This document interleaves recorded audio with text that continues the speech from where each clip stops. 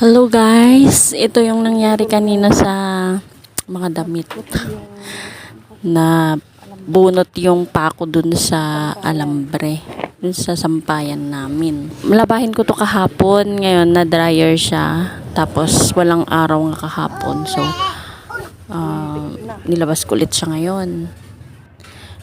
Hindi naman yan mga basa at magaan lang, so bumigay nga yung pako na nilagay.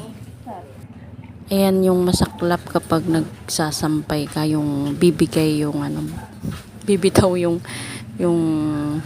sampayan. Buti na lang hindi nalaglag sa kanal at medyo tuyo-tuyo na rin siya, pero kailangan pa rin siyang ipagpag. Ngayon ko ulit naranasan yung ganyan. Dati kasi matagal namang panahon yung basang-basa pa yun, bumagsak sa lupa mga damit. So ayun, next time check kung matibay ang sampayan. Yun lang guys, just sharing.